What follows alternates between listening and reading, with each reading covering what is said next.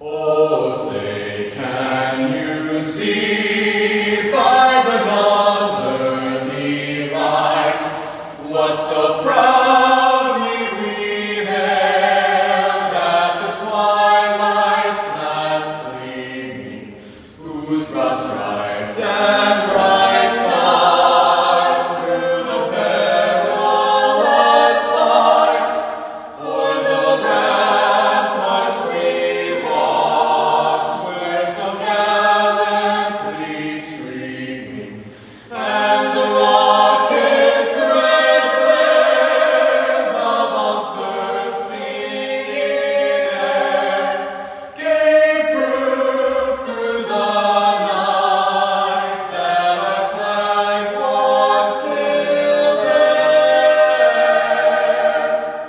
Oh, say, does that star-spangled banner yet wave o'er the land of the free and the home of the brave, the home of the brave.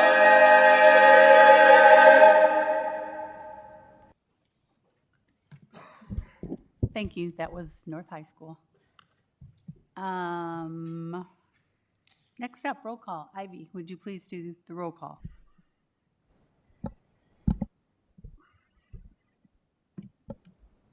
Director Barnes, Here. Director Beck, Here. Director Hayes, Here. President Klein-Jerome, Here. Vice President Postian, Here. Director Potts, Here. Director Yankee. Here. Thank you. Next up, Director Potts, would you please read the mission and vision statement? Mission statement. The Davenport Community School District is dedicated to growing excellence in academics, the arts, and athletics for every child by ensuring the highest quality education in an environment shaped by our diverse community, preparing our students to be lifelong learners and productive citizens. Vision statement. Education that challenges conventional thinking, prepares all students to compete in a global society, and inspires our students, parents, staff, and community to answer the question, what if? Thank you. Director Yankee, would you please read the guiding principles?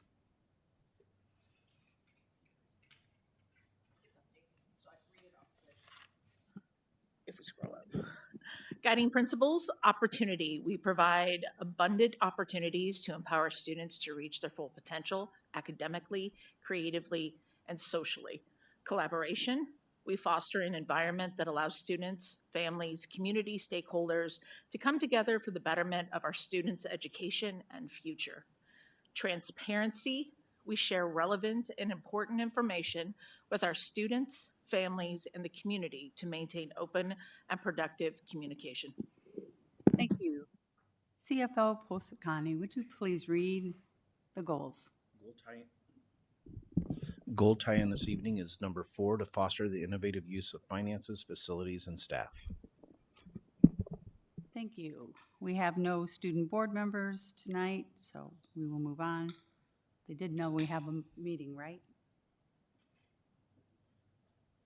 It seems odd that we don't have any of them, but recognitions, we don't have any. Presentations, auditors' presentation. Oh, we're going to switch this. Long-range facility phase 1. John. Thank you. No problem.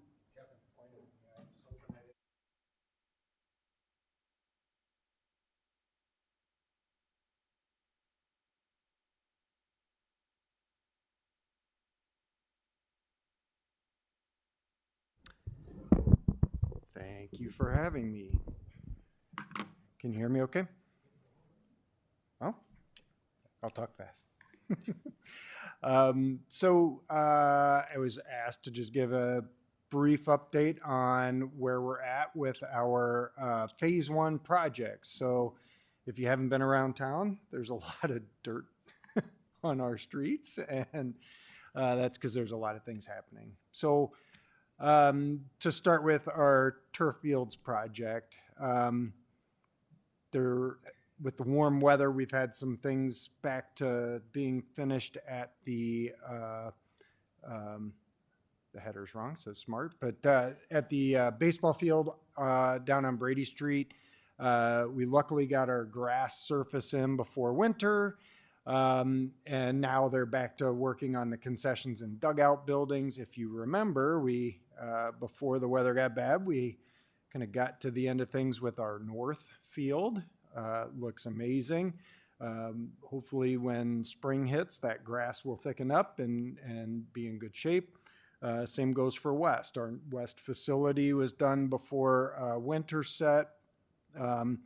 A lot of our grass area around the field still needs to come in, but hopefully that and the landscaping will take off when spring comes. We got that grass surface in and a lot of that infield material and clay material around the baseball field right before winter hit. And then, of course, we had quite a bit of snow and a lot of moisture. So it's taken a minute to be able to get back in there. But now with the warm up, they're back to working on our dugouts. The turf portion of the project was complete before winter kind of set in. Just a couple of views of those baseball fields. Just this week, they've been putting the siding on the dugouts and the roofing on the dugouts, and then they're going to get in and finish the concessions. We're looking to do some punch list walkthroughs in a couple weeks, so kind of later in the month, and that should start to get us close to wrap up. Sudlow is an exciting build. That one has not slowed down for winter. The roofing went on, which allows them to then start to work in the floor areas. So putting in piping and ductwork and conduit runs. What you're seeing if you drive on Eastern, you'll see framing in place on the Eastern classroom wing, that western and front portion of the building. The western classroom house and the front portion of the building have cladding on, or not a cladding, but a plywood sheathing on there. That is on as they put that on, they insulate, they're putting drywall in place. The idea is they're working for full enclosure. So they're working fast because at some point we're going to get windows show up, and then you'll start to see siding and exterior take shape there. It's kind of a fun view. Our contractor gets some really great footage from their drone, and so you get a really nice view. This is already behind in time because a lot of what you're seeing open on the kind of the near end of the building has now got framing in place, and they've continued to work across the front of the building. That is progressing very quickly with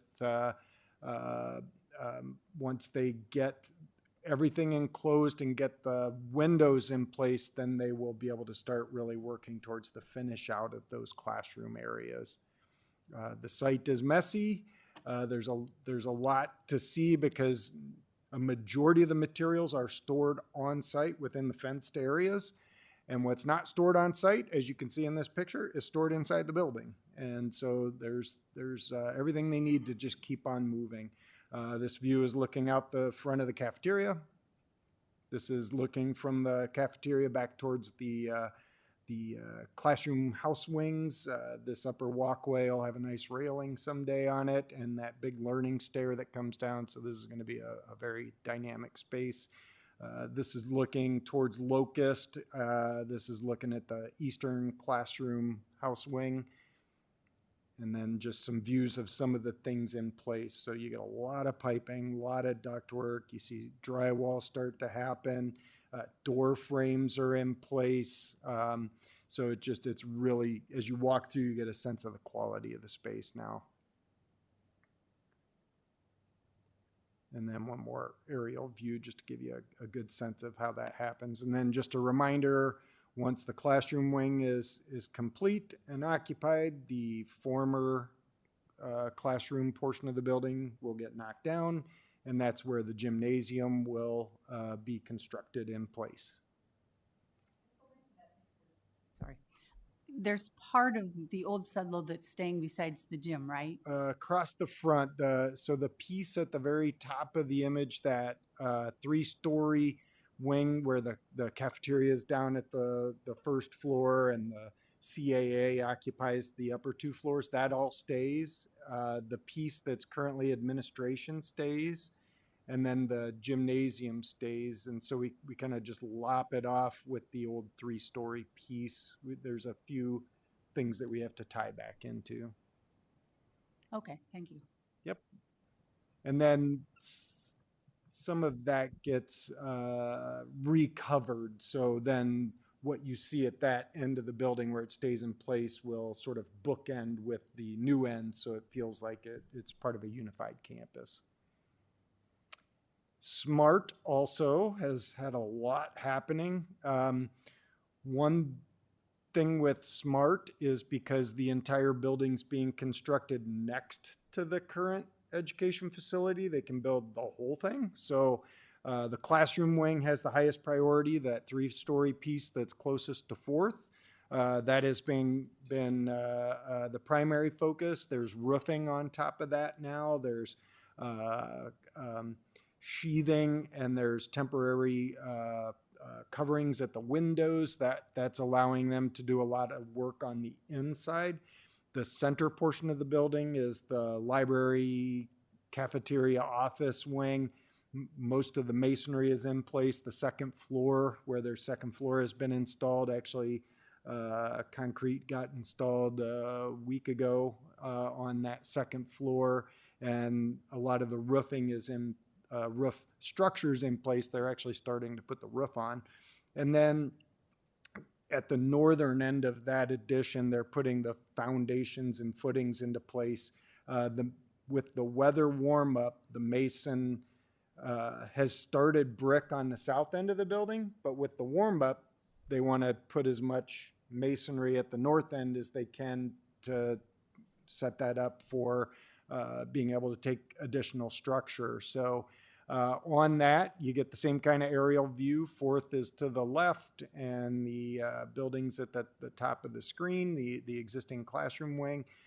So the new 3-story east and west houses, classroom houses, are that volume is in great shape.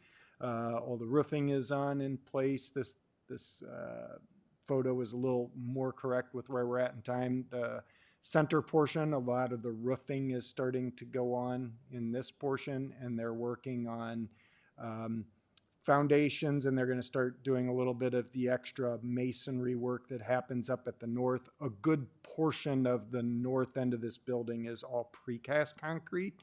So getting that foundation in here in a month and a half, we'll see the precast show up, and it will show up all on flatbed trucks all at the same time. So we're going to have a whole lot of things happening pretty quickly to build that envelope into place.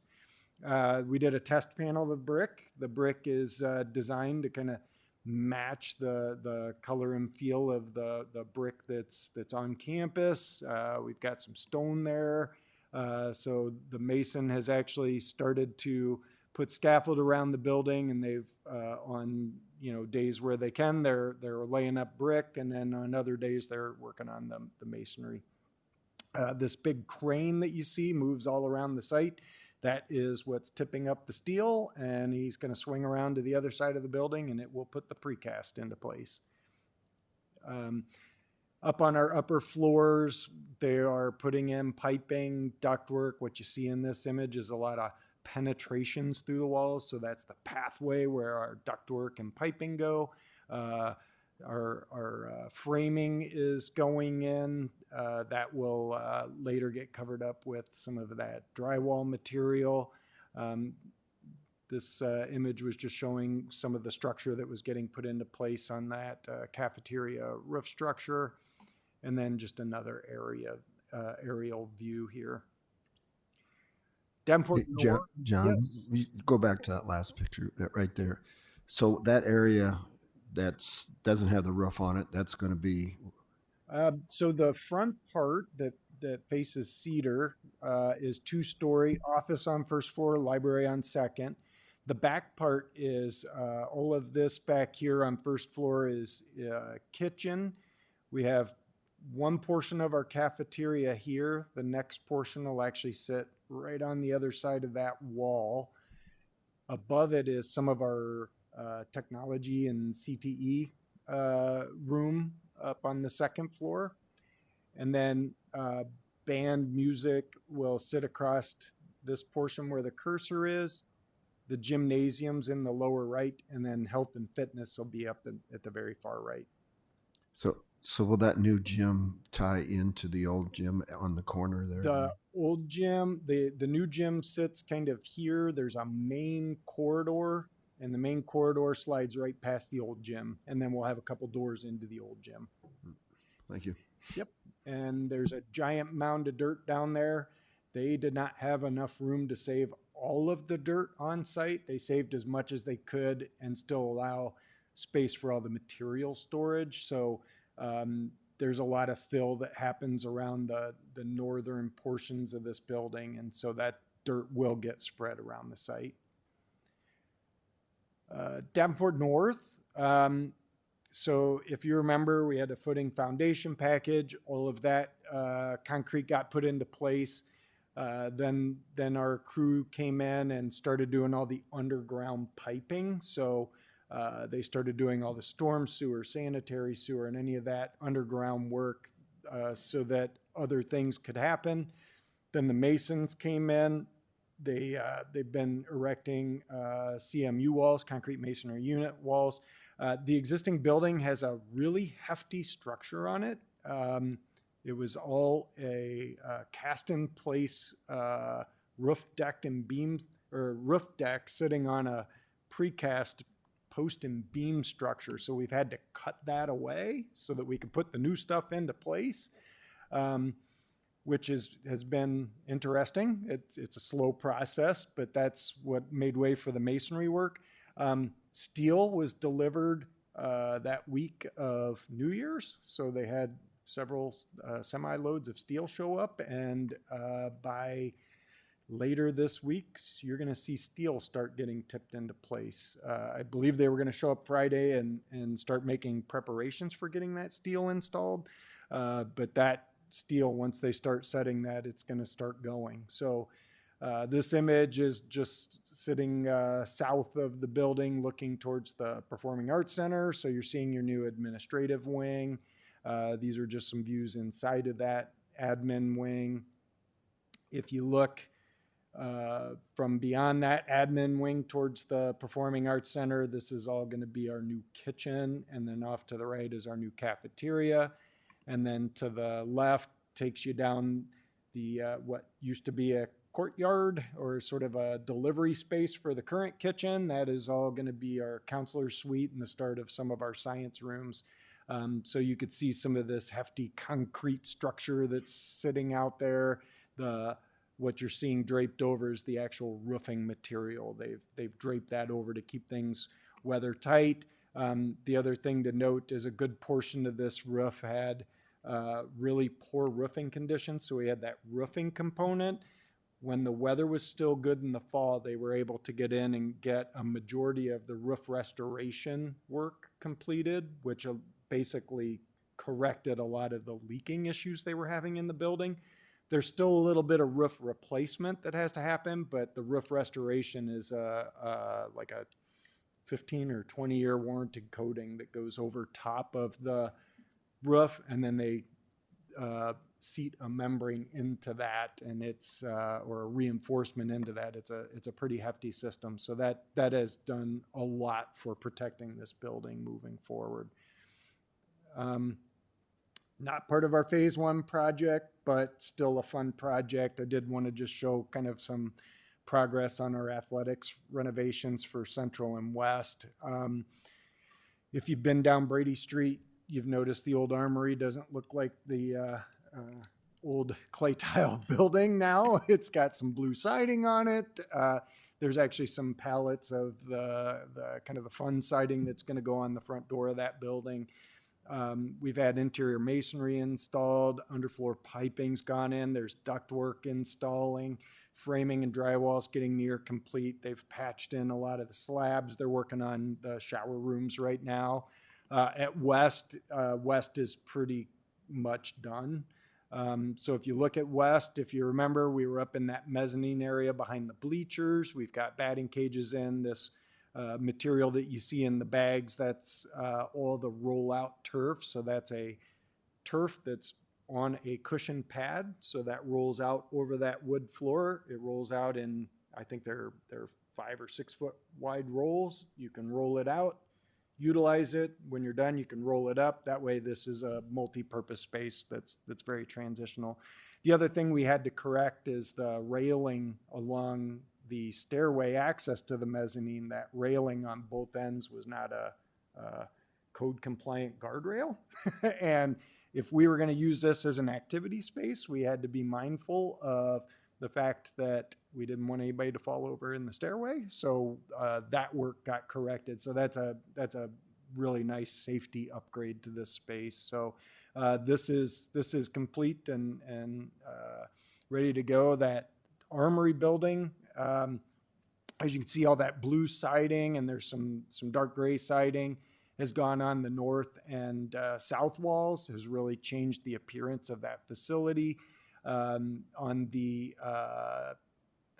sort of the turf field side, they're getting ready to install the siding, or I think they're about half installed with the siding back there. You can see it's all that gray material. And then inside, they've done preparation with the floors. They've got ductwork going in. Didn't have a whole lot more exciting pictures because the rooms are so small. So that one is scheduled to be done in about 3.5 weeks. We had a delay on getting the rooftop equipment. When that shows up, everything should be ready to go. Questions? Director Barnes. Just one quick question, John. It's been a fairly mild winter. Were winter conditions priced into any of these efforts, and are we seeing any potential savings because we've been able to get under roof and things have been fairly mild? It's either for you or Josh. Yeah, I'll start the conversation. Josh can chime in. We did not. SMART has some level of winter conditions built in, but we've tended to not build them into the contract. It's a bit of a gamble on risk, but rather than build it in and have to get that money back, we figured we'd roll the dice. We have seen some winter conditions charges for north. So far, SMART is going against an inboard allowance. And then I think we might see some at Sudlow, pretty minimal. Yeah, so far they've had some at Sudlow. I think North is looking at potentially some coming down the road, but with actually in this case it's mud conditions because we got that rain and now it's warm, so it's turning to mud. It's going to freeze here later this week. I don't know how long it's going to stay like that. I can't predict the weather out that far, but all within the contingency that is associated with the project budget. yeah, we have nothing that's going over contingency at this point now. Thank you. Yep. Director Poston. So all the projects, are they basically on time or ahead of schedule? Where are they at? It's a bit early to tell. The Sudlow project, we've had a little bit of extra time added in contractually, but is in terms of what is the anticipated students moving into the classroom wing, that seems to be still the on-time target. SMART Junior High is a little bit different. those students are going to move into the whole new portion of the campus all at a certain point. That is on schedule. Actually, that one might be slightly ahead of schedule right now. North High School, we are being told that's on schedule. Weather is the big question. So that Director Barnes's comment about winter conditions is the one thing that could help us make sure we meet our schedules. If we're willing to do a little bit of tarp and heat, it'll help us continue construction.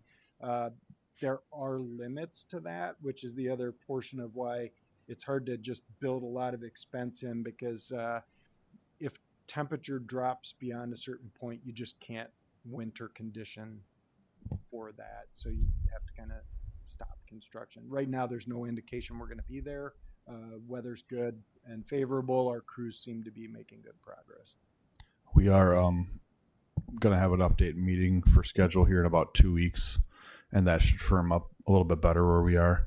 We kind of wanted to wait until after Christmas break because people take vacations and all kinds of stuff. So predicting how far they're going to get during that time period is a little iffy. So we wanted to touch base with Bruce Builders right after mid-January to get a real good update where we're at. Any other? Bruce Cohen? No? Anybody else? Director Beck, do you have any questions?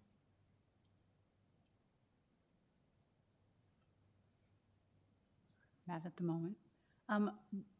What is about the date that we think you kids will get into Sudlow and Smart? Sudlow, the classroom edition will be set up for start August, September, right? Right now, the date they're giving us is in August sometime. So I can't tell you exactly how things are going to shake out until I have this meeting, but I think we're going to be pushing it a little bit at that point, but we'll see for sure. Smart is the district will get the whole new portion of the building in May of 2027. By the time school starts for the 27-28 year, the rest of the changes should be done. So that project at the start of the 27-28 school year, everything's done. And the North project, similar timeline to Sudlow for the cafeteria admin edition. So for the start of this next school year, the cafeteria and admin will be occupied. Then we'll start in on the new science rooms in the old cafeteria. And then after that, we start on the storm shelter and the classroom renovations. Those have a rolling series of deadlines, with the big target being the start of the 27-28 school year. There is a little bit of benefit in that some of the work that we thought we had to wait till January of 27, we realized the lease with the Y ends at the end of June. So we actually can do some of that work that we thought had to wait till the end of this calendar year. We can actually do this summer, which will be nice. So that'll help just make some of those connections a little bit more prudent. So. Now, the storm shelter, it's going to be used as a classroom, except in this case. Okay. Yeah. So if I walk in, is it going to look like a classroom, or what makes it a storm shelter versus?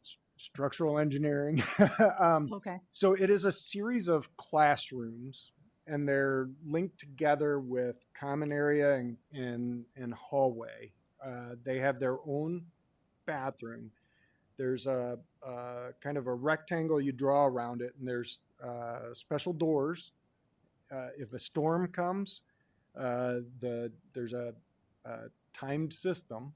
You have a certain amount of time to get into the storm shelter, then the doors close, and then there's actually the windows are a storm rated window. So in other words, it looks like pretty much anything else in terms of classroom construction. It's just the wall system, the window system, the doors, and the roof structure are beefed up to withstand the sort of the dynamic force of tornadic winds, which typically is something in the mid 200-mile-an-hour wind speed. So it's hefty construction. You really wouldn't know unless you looked above the ceiling or looked at the sort of the restraint system on how the door latches. Okay. Anybody else? Thank you. I especially like the pictures to see the overhead and all Those the, are I mean, cool. I drive by a lot, but it's like, Yeah. oh, that's cool. I'll credit our Bruce Builders team. They do a great job getting those aerial images. Yeah, that was good. Thank you very much. Thank you. Next up, auditor's presentation. I'll turn it over to Kevin. Lisa Cruz is going to introduce our speaker and kick it off, and we'll go from there.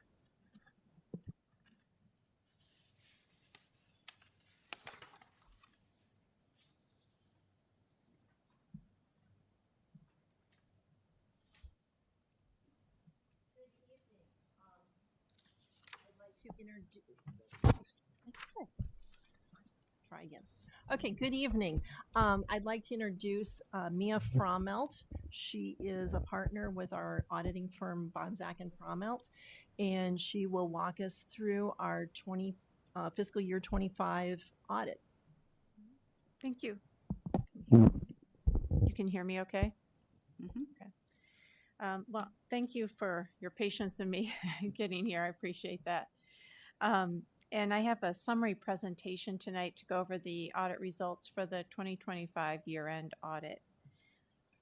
Let's see, does this, okay.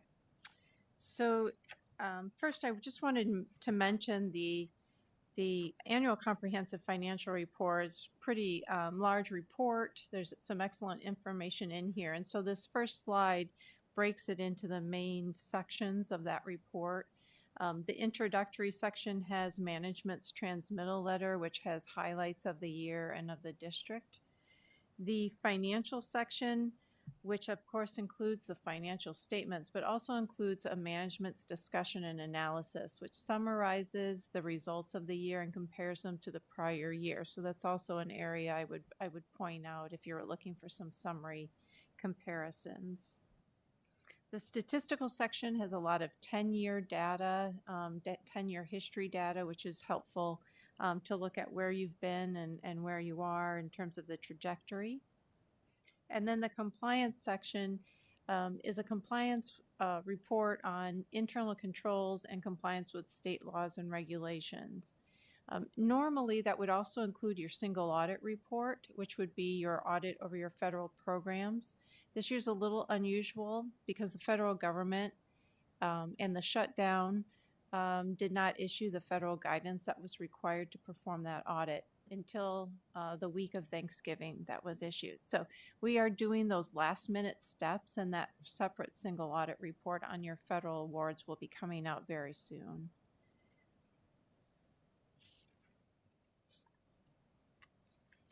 So audit results and audits completed. We completed 3 audits. The financial statement audit had an unmodified opinion. That's the highest level of opinion you can receive. It's a clean opinion. It means that your financial statements follow the generally accepted accounting principles of the United States. So that's good news. It also included an emphasis of matter paragraph of a new accounting standard. It's called GASB 101, but this new accounting standard changed how Iowa districts were required to record their compensated absences in the financial statement. And so the opinion just emphasizes that there was a new accounting standard and that that had been implemented into your financial document.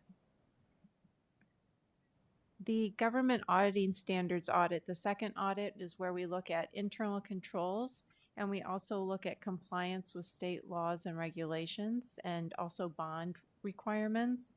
I'm really pleased to report tonight for internal controls, there are no findings to report. And we have significant deficiency on the slide because in the past you have had significant deficiencies over your internal controls, which the district has corrected.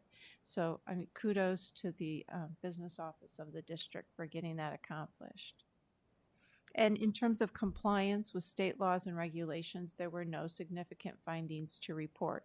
So again, another clean opinion, if you will, at that stage. For your federal single audit, which you'll have in a final report in the near future, I did want to report that the district expended $20.9 million in federal grant expenditures for the fiscal year. And for fiscal year 2025, the following programs were tested: the Child Nutrition Program, the Coronavirus State and Local Relief School Safety Program, the Special Education Program, and the Title II programs. All of them have an unmodified opinion over those programs, so we had no significant deficiencies or material weaknesses to report, other than we did have a finding, a compliance finding, over the nutrition program for the indirect costs that were calculated and charged to that program. That's not an unusual finding. I will tell you that the DE has continued to issue new guidance and new templates on that, so there has been some confusion over that.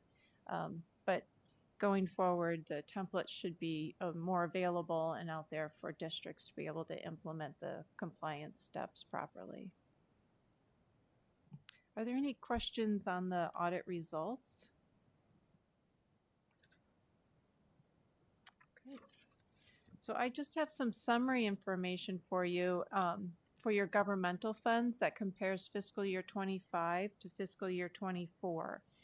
This is your governmental funds, so it would be all of your funds except for the school nutrition fund. It's the general fund, your PEPL, SAVE fund, debt service fund. And total revenues for these, what did I do? Lost my notes. Total revenues for fiscal year 25 of these funds were at $237 million on a rounded basis, compared to $270,000 in the prior year. So it's a decrease of $32.4 million between fiscal years, or 12%. I just want to point out a few items. Property tax and utility taxes had a total decrease of 3.9%, or $3.6 million. That's a decrease due to the decrease in the district's tax rate. The tax rate was decreased from 14.999 to 13.709. That decrease in the rate was offset by an increase in the assessed valuation. So overall, you have a decrease of the 3.6 million. Another item to point out is your intergovernmental revenue, which is towards the end of that graph. It's the very last columns. You'll see a significant decrease there. That's about 30.9 million of a decrease between fiscal years. And that is largely due to the ESSER programs. That's the COVID funding that we knew was going to expire, and the expiration date came in the fall of 24, so it was within the fiscal year 25. And that is largely why you are seeing a decrease in those federal dollars. So we are now moving back to pre-pandemic type programs going forward.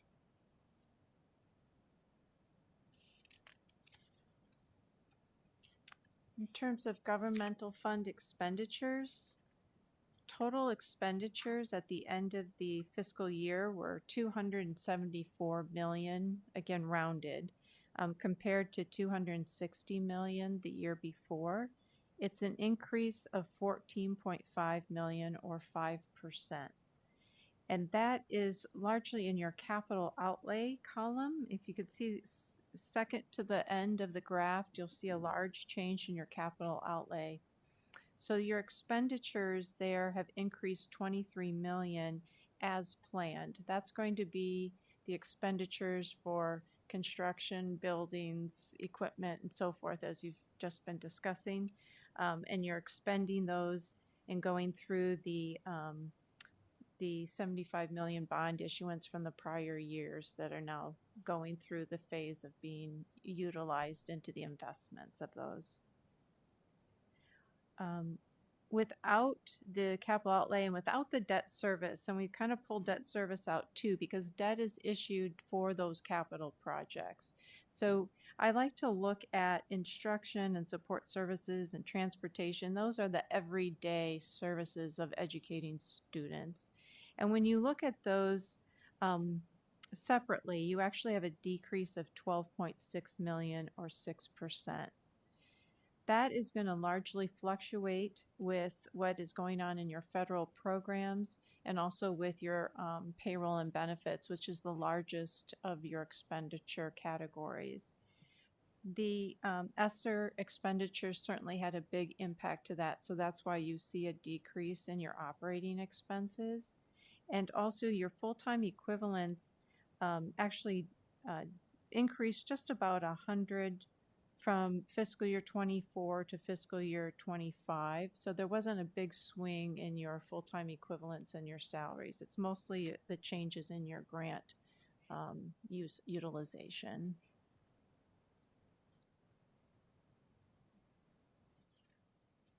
Well, I'm happy to take any questions. It's quite a summary, but again, all good news to report.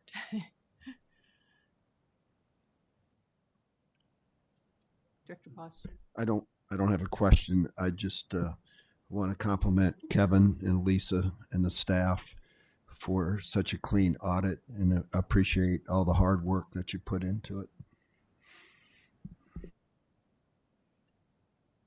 Anybody else? Director Beck, do you have a question? No. Okay. Director Potts. The state's going to be receiving federal money in a different manner next year. Yes, and as grant, a block grant. block grant. Mm-hmm.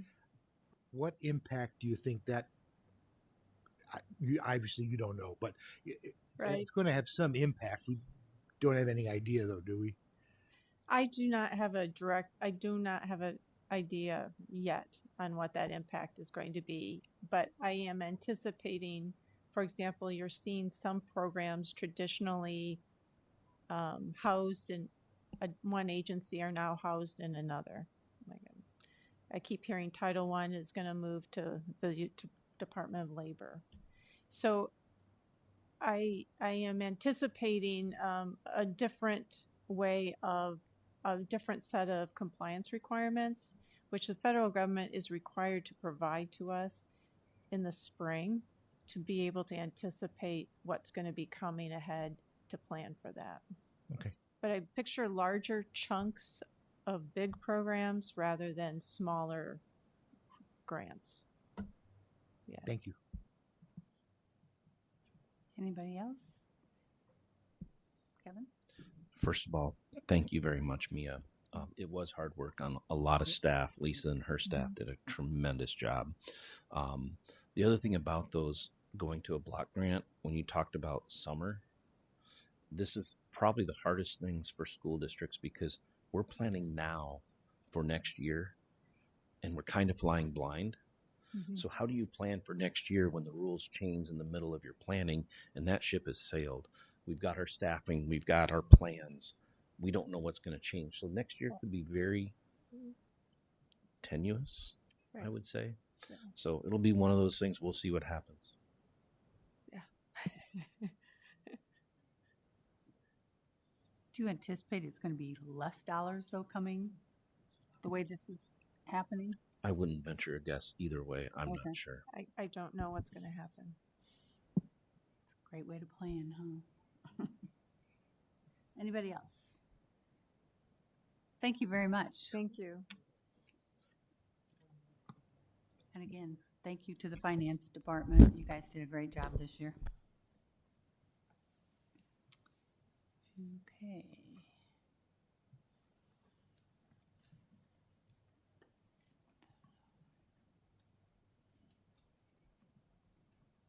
I know my fingers are cold. Hey, Josh, our fingers are cold. Cold. just want to tell you. Next up, board reports. Anybody have a board report? Guess not. Oh, Director Barnes. In my role as liaison to the Davenport Community Schools Foundation, over the holiday break, reviewed 27 applications from teachers in our school district who applied for innovation grants that are being sponsored by the Blackburn family, an estate gift. And 17 different schools were represented in these applications. So we just met before this meeting to determine to whom we will award these innovation grants, but really neat to see the innovative spirit among our teachers. I'll also just note that there were some themes that came through that were of interest. A lot dealing with students who have some special needs that came through and seeking additional funding and support. But I was pleased to see the innovative spirit, the creativity of our teachers, and enjoying liaising with the foundation board. I'll also just mention, as I've mentioned previously, the foundation is sponsoring a trivia night on January 30th. It's a Friday evening. They hope to have a table from each one of the schools in our district. And again, this is to raise money that supports Davenport Community Schools teachers and students. Where is it going to be held? That's a great question. Okay. You'll get us that. I will get you that.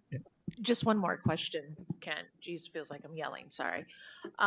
If we wanted to join our schools, is it best to reach out to whatever our school is of preference, or will the board have their own means? So as part of the board, board members have been asked to sponsor a table. If school that you're interested in, you could ask whether or not they have a table, but I know that the foundation will take anyone who wants to sponsor a table and any group that wants to participate in trivia. If you're a trivia fiend, go for it. So Perfect. Thank you. Did we get that information sent to us yet? I don't know whether Steve has sent that to you, but I will ask him to do that as a follow-up to this. So I will tell you that my pathway on this, and this isn't necessarily a board report, is I'm going to sponsor a table, but I probably am not going to participate in trivia because I'm not that smart. So Okay, sounds good. Thank you. Any other board reports? Seeing none. Open forum. Ivy, do we have any? What? This big crowd doesn't have any? Next up, consent agenda. May I have a motion to accept the consent agenda? Madam President, Director Hayes, I move that we accept the consent agenda as written. could I have a second? second. It's been moved and seconded. Are there any questions about it? Seeing none, all in favor say aye. Aye. Opposed, same sign. Motion carries. Next up is committee reports. Breaking barriers. I'll meet next Friday, a week from Friday. Okay. Legislative advocacy. We will be making our visit to Day on the Hill on the 27th, 26. 26th. Okay. Is that the test? Local School Advisory Committee. I'm reporting on behalf of Director Beck as well. LCAC met last Friday. We had a great group of community participants. The program and discussion revolved around our strategic plan and in particular the platform about expanding opportunity for students in the school district. And we had a great discussion and presentation relative to expanding our internship program as well as some of the matters associated with success work, so ACT prep, and also our efforts to expand advanced placement and college credit opportunities for students in our high schools. Also, the district-wide athletic director was on hand to talk about some of our pipeline development and feeder program development that is underway. So really a great discussion. And I will say, as a board member and a parent, I was particularly pleased by the engagement of our community members of the LCAC committee. So Great, thank you. Long-range facilities planning. We have a meeting on the 19th. Is going to be our first meeting of the year, and we just had that presentation as an update of phase 1 projects. Thank you. Policy, we probably won't meet until the end of February. Trying to get a new board secretary on board before we throw policy at them. Recognition, we have a meeting coming up, and finance. At our last meeting, we reviewed the audit, which you saw tonight. Our next meeting is a week from Thursday. Also, at the last meeting, we reviewed some of our upcoming elections, like the ISL election hearing, which is under items for requiring action, and looking at our schedule as far as the bonding that we'll be looking for our next phase. Thank you. Next up, items requiring action. First up is the ISL election hearing. President, Director Poston. move the board approve the following resolution to consider continued participation in the instructional support program. Whereas the Board of Directors has determined that to continue the current level of services and to fund the ongoing programs of the school district, continuation of participation in the instructional support program for a period of 5 years is necessary and in the best interest of the district and its residents and students. And whereas the Board of Directors wishes to consider continued participation in the instructional support program as provided in sections 257.18 through 257.21 Code of Iowa, and whereas the authorization for the current instructional support program will expire on June 30th, 2027, and whereas this resolution sets forth the proposal of the Board of Directors, including the method that will be used to fund the program, and whereas notice of the time and place of a public hearing must be published. Now, therefore, it is resolved. 1. The Board of Directors wishes to consider continued participation in the instructional support program as provided in sections 257.18 through 257.21 Code of Iowa for a period of 5 years, commencing with the fiscal year ending June 30th, 2028.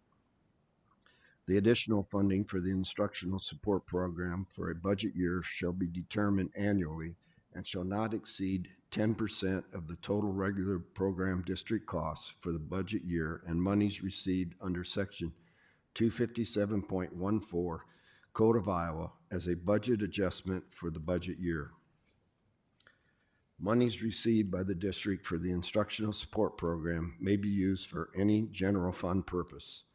The instructional support program will be funded by instructional support state aid and an instructional support property tax in the amount, after taking into consideration instructional support school aid, to be levied annually upon the taxable property within the school district, commencing with the levy for collection in the fiscal year ending June 30th, 2028, and each year thereafter.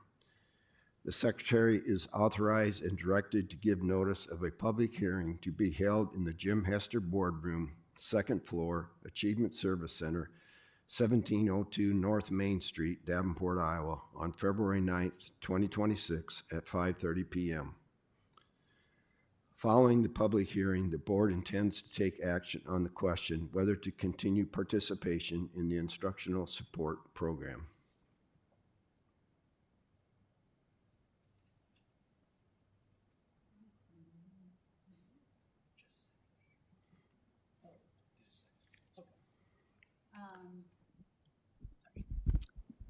Could I have a second to that? It's been moved and seconded, and Kevin's going to do some explaining for us. I know that was a really long resolution to be speaking about. Item 5 is probably the most important part of this.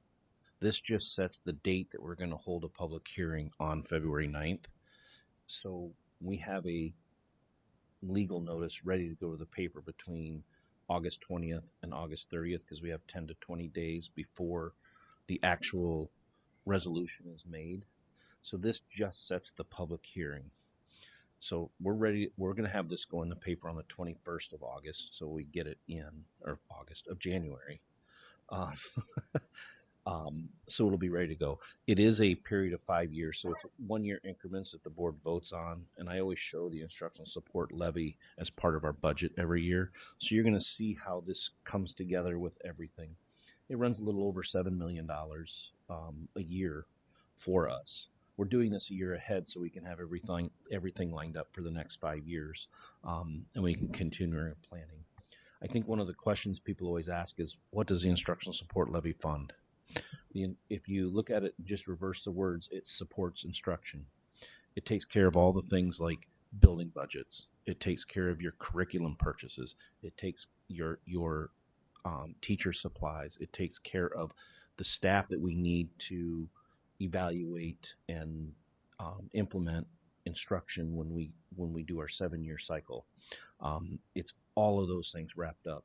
There's not a specific, you must earmark every certain thing and show it as an instructional support expense. That's why it says for any general fund purpose, but that is what instructional support is meant to be. Are there any other questions? Director Potts?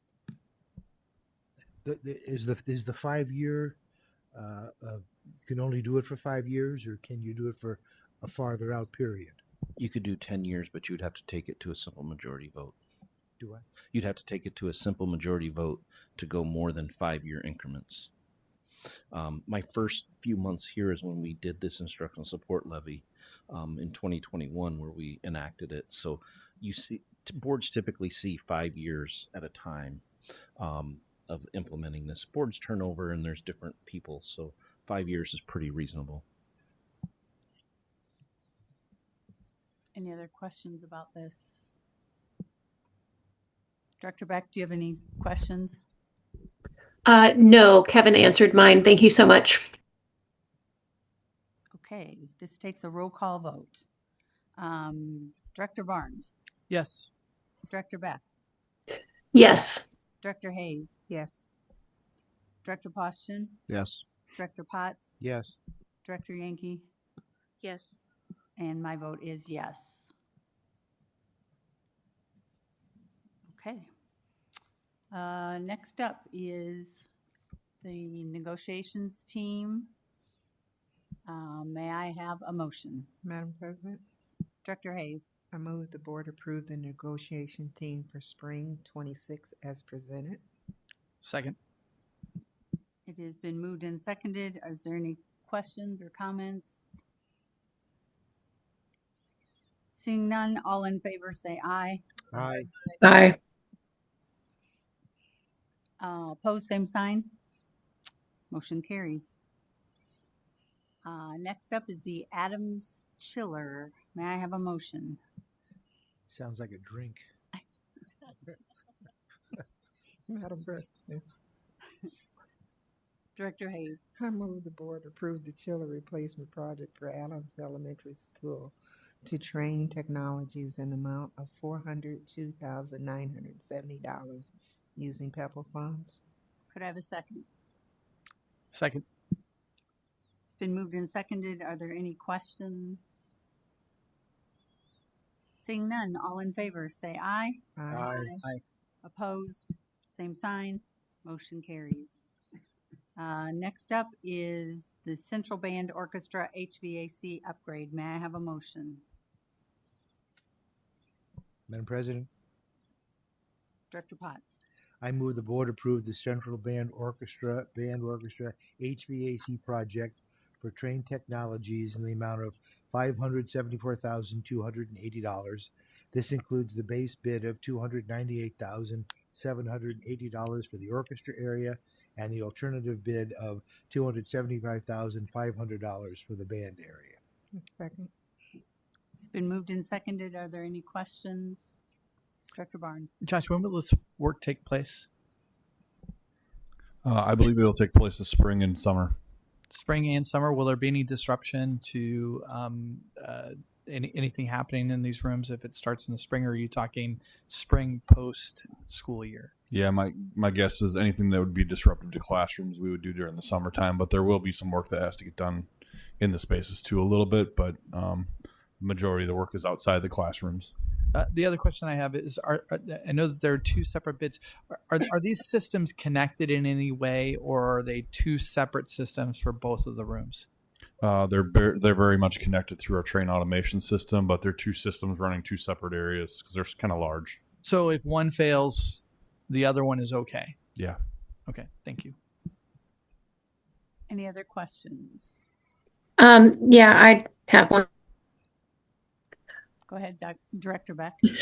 Thank you. Josh,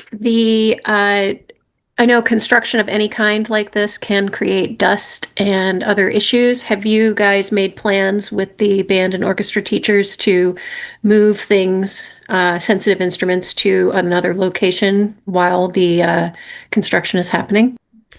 Great recommendation, but we have not talked to them yet, to be honest. But we will.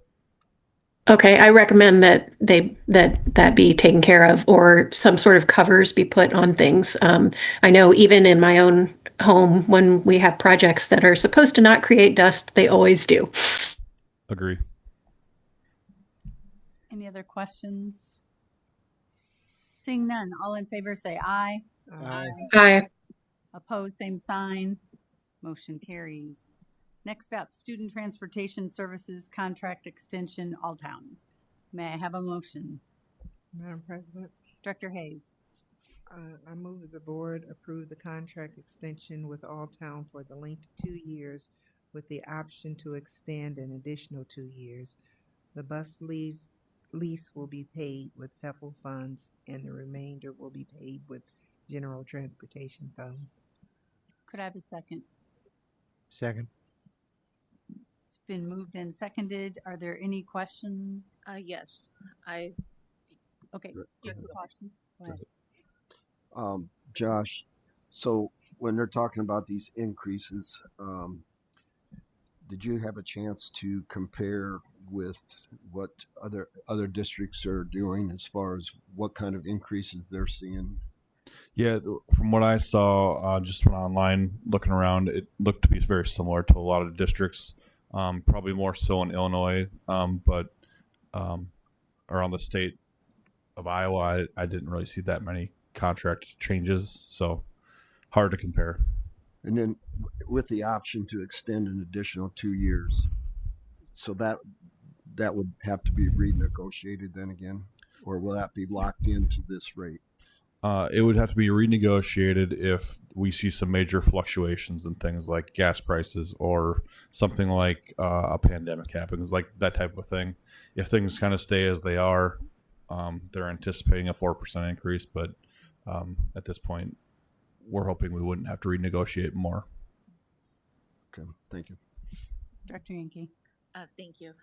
Have you reached out to the families that actually utilize this service and got an opinion as far as like how they're receiving the bus service at all? I haven't reached out to families directly, but a number of families reach out to me occasionally. I wonder because we utilize the bus. I talk with families a lot that utilize the bus, especially doorstep to doorstep, and there's a lot of issues that with using this bus, like bus drivers, there's just a lot of issues. We have had one issue where the bus was directly part of having it result in compensatory education costs.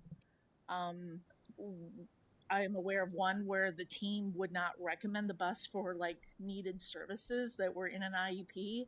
So it's reliant upon the parent to take the child because they're not trusting the bus to get the services. So I'm just wondering with this contract, cost is king, no doubt, but so should be the actual service itself. So I was just inquiring.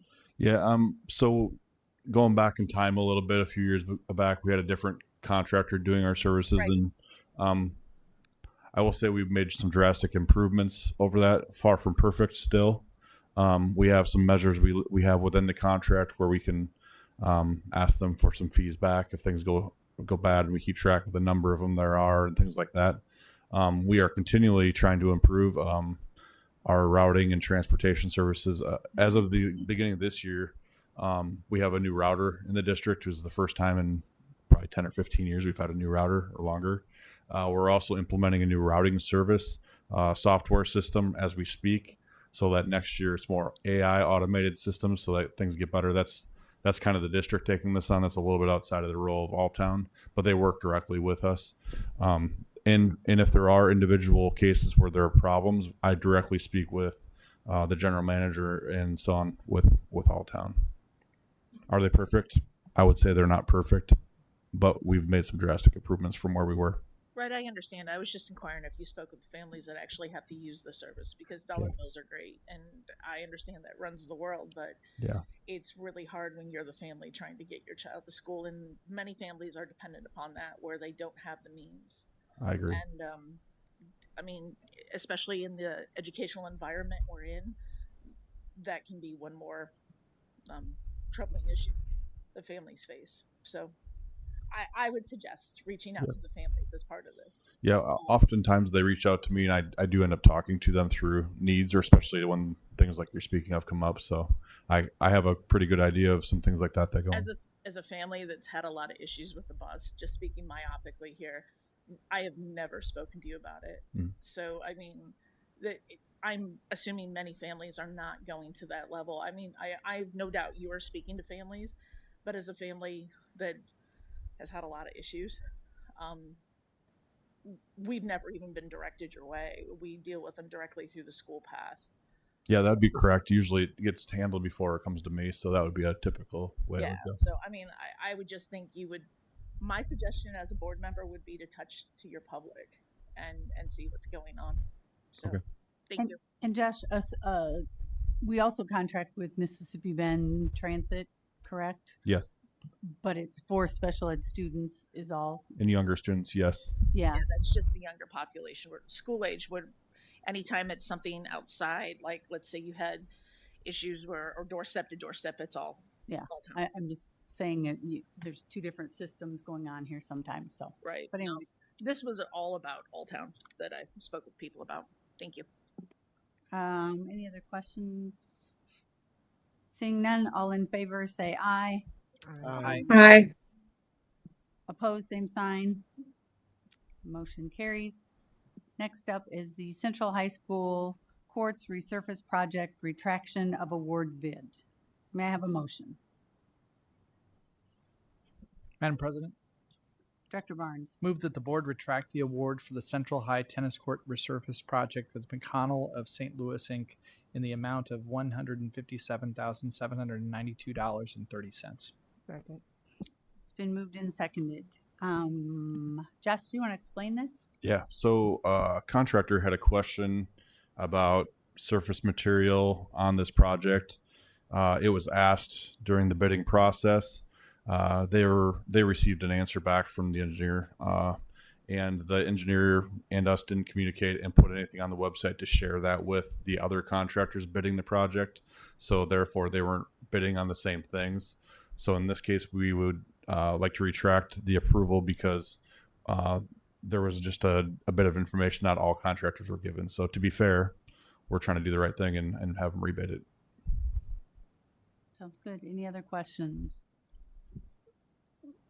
So the company that was awarded the original bid, we don't have any legal ramifications from that then? Not that I'm aware of. We contacted them, let them know. So I believe we're okay.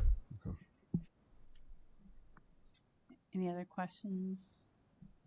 Seeing none, all in favor say aye. Aye. Aye.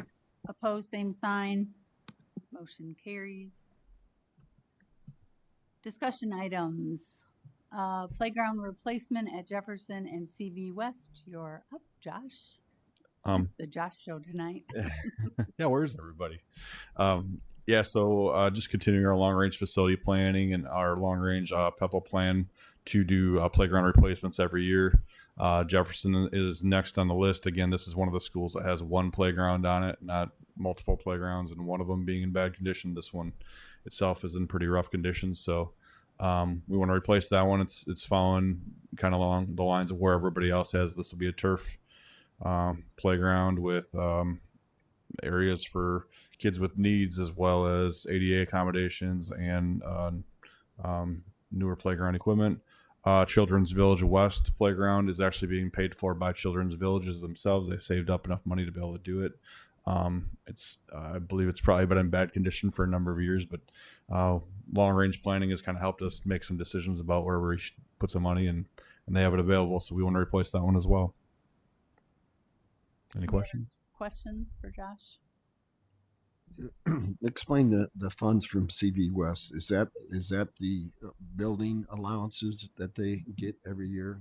They accumulate that, or Preschool funds, the 4-year-old preschool funds. and that's funds that they've accumulated over Yes. time? Yes. And one other question then. So we don't actually own that building. So what happens if we're not leasing that building after a while? And we, Great That's question. not happening. Just I want everybody to hear that. No. It is not happening. We can remove it if we need to, and this is a little bit different equipment than our larger equipment we see at normal schools because of the students they serve. So, but it is movable, and especially if it's new equipment, we will move it if that were to be the case. Anybody else have a question? Yeah, I have one more. I'm still a little confused on the funds that the Children's Village has accumulated. So are these funds that cannot be used on things like staff, classroom materials, other things like that? It's actually the same pot. When you're talking about preschool funds, it's for preschool staffing, materials, and playgrounds. Okay, so they have chosen to use their extra funding on this specific project. Correct. Okay, thank you. Anybody else? Director Boston. so the district is standing the cost of all other playgrounds. Is that correct, Josh? Yes. Okay. So my question would be, why don't we cover the cost of that playground there, and they use their money for programming for preschool? I believe in this case, it's something she's wanted there for a while. It would be needed, but it'd probably be a little bit lower on the list. Probably not done quite as quickly, whereas she wanted it done sooner, so she was willing to spend some money on it. And if a PTA raised money for playgrounds, they are using that money plus our money, right? Is that how's that working? It depends on the project. So PTAs oftentimes raise money to do playgrounds, and if we have funds available to match or grow that, we can certainly do that. We've been trying to tackle it with where the needs are the most first with our funds. So sometimes PTAs rate us a certain amount of money, but don't realize that, it's not $50,000 to build a playground anymore. It's $250,000 to do a playground. So though the funds are needed and they're very nice to have, it just adds up to be a lot. So I kind of have to just, I have to do it by need rather than who can raise the most funds to get the new playground equipment. But on occasion we do match or share with them.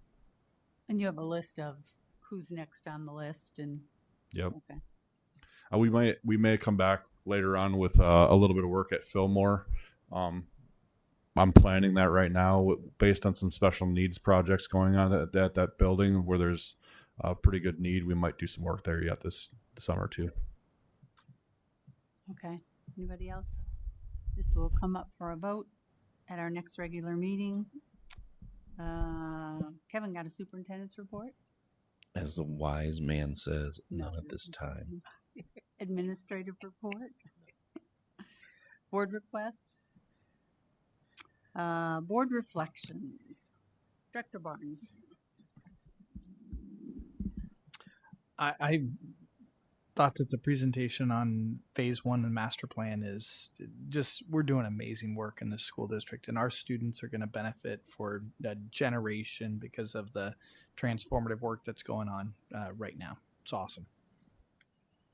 Director Potts? That would be my comment exactly.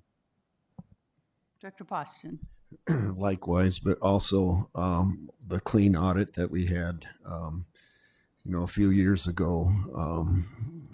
This wasn't near as pretty as it is now. So again, thank you to Kevin, Lisa, and staff.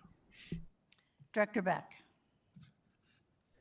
The two things that I think are that stand out from this meeting really are the same two things. The clean audit, fantastic. Thank you to Lisa and her staff for that, and also just finally seeing everything come together from the phase one long range plan is fantastic. Director Hayes? That would be a ditto for me as well, with the audit, especially knowing where we've been in comparison to where we are today. That's amazing to hear that. Director Yankee? Just to echo everyone else, the clean audit, thanks to Kevin and Lisa and staff. Kevin? Just from an overall picture, looking at the things we've done, facilities, finances, everything, you can see it, how it kind of folds together and where we're going. It's very clear of what is happening in this district, and it's very much a pride thing to see happening. I have to agree that, first of all, knowing where we have been in audits in the past and where we are, this was like celebration time. And I love seeing the pictures of all the work we're doing in buildings around the district, and it's just going to be an improvement for all students, so that's exciting. May I have a motion to adjourn, Director Potts? And a second? Second. It's been moved and seconded. All in favor say aye. Aye. Opposed, same sign. Meeting adjourned. Good stuff, buddy.